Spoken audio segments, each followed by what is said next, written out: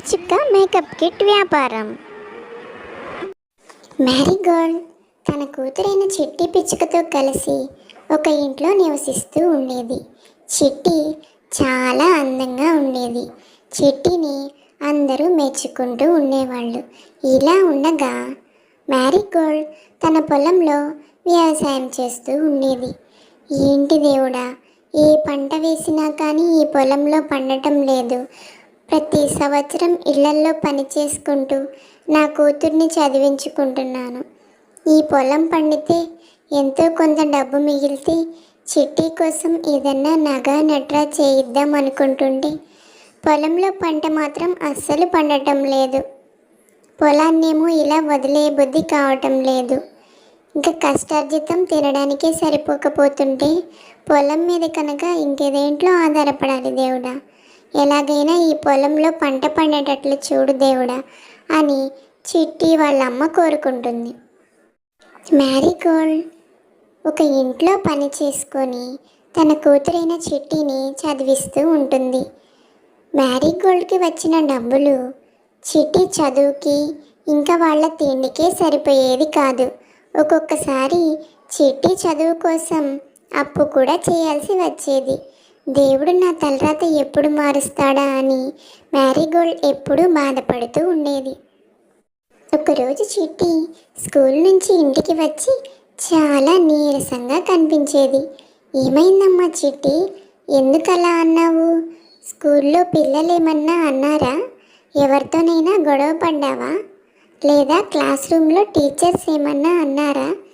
చెప్పమ్మా, ఎప్పుడూ నవ్వుతూ ఉండే నువ్వు ఎందుకంత డల్గా నీరసంగా ఉన్నావు చిట్టి?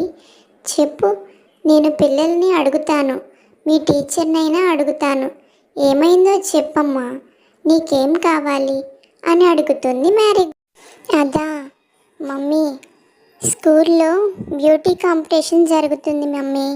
ప్రిన్సిపల్ మేడం ఏమో చిట్టి నువ్వు తప్పకుండా బ్యూటీ కాంపిటీషన్లో పార్టిసిపేట్ చేయాలి, స్కూల్కి ఫస్ట్ ప్రైజ్ తీసుకురావాలి అని చెప్పిందమ్మా. కానీ మన దగ్గర డబ్బులు లేవు కదా. ఇప్పుడు మేకప్కి కావలసిన మేకప్ సామాన్లన్నీ మనం ఎలా కొనుక్కుంటామమ్మా? అందుకే ప్రిన్సిపల్ మేడంకేమో నో అని చెప్పలేకపోయాను. కానీ ఇప్పుడు ఆలోచిస్తుంటే ఎలా రెడీ అవ్వాలా అని చాలా భయంగా ఉందమ్మా. నిన్ను ఇబ్బంది పెట్టలేను కదా. అయ్యో చిట్టి, నువ్వు అలా బాధపడకు, నేనున్నాను కదా, నేను ఏదో ఒకటి చేస్తాను.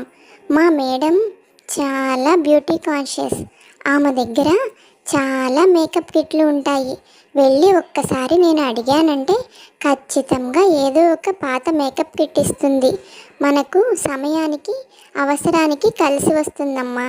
నువ్వేం బాధపడకు, నేను పనిచేసే మేడం దగ్గరికి వెళ్ళి మా అమ్మాయికి ఇలా స్కూల్లో ఫంక్షన్ ఉంది మేడం, మీ మేకప్ కిట్ ఏదైనా పాతది ఉంటే ఒకటి ఇవ్వండి అని అడుగుతాను. ఆవిడ ఖచ్చితంగా ఇస్తుంది. నువ్వేం బాధపడకుండా హ్యాపీగా ఫంక్షన్కి ఎలా రెడీ అవ్వాలా అని ఆలోచించుకో చిట్టి, సరేనా? నువ్వు ఇంట్లోకి వెళ్ళు, నేను ఒకసారి మా మేడం దగ్గరని వెళ్ళి వస్తాను. నమస్తే మేడం, మా పాపకి స్కూల్లో బ్యూటీ కాంటెస్ట్ ఉందంట మేడం. మా అమ్మాయిని మీరు చూశారు కదా, పాపం మీ పేద తల్లి కడుపున పుట్టింది, కానీ లేకపోతే ఇంకా చాలా అందంగా ఉండేది. ఆ బ్యూటీ కాంటెస్ట్లో వాళ్ళ స్కూల్లో వాళ్ళందరూ చిట్టి పేరు ఇచ్చారంట మేడం. మా అమ్మాయి కోసం మీరు వాడిన పాత మేకప్ కిట్ ఏదన్నా ఉంటే ఇస్తారా?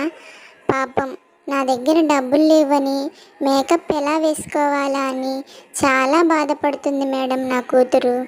మీరు కనుక ఈ హెల్ప్ చేశారంటే నాకు చాలా మేలు చేసిన వాళ్ళు అవుతారు. నా కూతురు దిగులు మొత్తం తీర్చేసిన వాళ్ళు అవుతారు. దయచేసి ఒక మేకప్ కిట్ ఉంటే ఇవ్వండి మేడం అని అడుగుతుంది. అదేంటి చీటి అలా అడుగుతున్నావు? నీ కూతురు కోసం అంటే నేను ఎందుకు వాడేసిన మేకప్ కిట్ ఇస్తాను? ఇది వాడేసినది కాదు, కొత్త మేకప్ కిట్. దీనికి ఒక ప్రత్యేకత ఉంది. ఇది నాకు ఒక స్వామీజీ ఇచ్చాడు. ఈ మేకప్ కిట్ని ఏదైనా ఒక కోరిక కోరితే అది ఆ కోరిక తీరుస్తుందంట. నాకెలాగూ డబ్బు ఉంది, నాకు కష్టాలు లేవు, అందుకే నీకోసం ఈ మేకప్ కిట్ నేను ఇస్తున్నాను.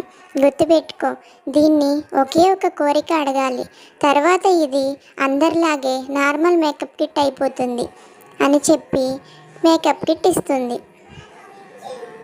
ఆ మేకప్ కిట్ స్కూల్కి తీసుకుని వెళ్ళి మ్యారీగోల్డ్ చిట్టిని రెడీ చేస్తుంది.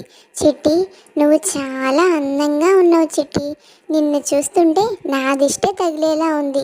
ముందు నిన్ను ఇంటికి వెళ్ళిన వెంటనే దిష్టి తీసేయాలమ్మా అని మ్యారీగోల్డ్ చిట్టిని ప్రేమగా మాట్లాడుతుంది. తర్వాత బ్యూటీ కాంటెస్ట్లో చిట్టియే ఫస్ట్గా గెలుస్తుంది. ఆ తర్వాత చిట్టిని తీసుకొని మ్యారీగోల్డ్ ఇంటికి వెళ్తుంది. ఆ మేకప్ కిట్ తీసుకొని పొలంలోకి వెళ్ళి మ్యారీగోల్డ్ ఇలా అంటుంది, నాకు మేకప్ కిట్ల పంట కావాలి. ఈ పంటని అమ్ముకొని నేను డబ్బు సంపాదించి నా కూతురు నేను చాలా సంతోషంగా ఉండాలి అన్న వెంటనే పొలంలో మేకప్ కిట్లు చెట్టుకి కాయలుగా కాస్తాయి. చిట్టి వాటిని తెంపి వాటిని అమ్ముకొని డబ్బు సంపాదించుకుంటుంది. ఇలా మ్యారీగోల్డ్ చిట్టి ఇంకా చాలా ఆనందంగా జీవితాన్ని కొనసాగిస్తూ ఉంటారు. ఈ స్టోరీ కనుక మీకు నచ్చితే please like, share and subscribe చేయండి. మరెన్నో వీడియోస్ కోసం please subscribe to my channel.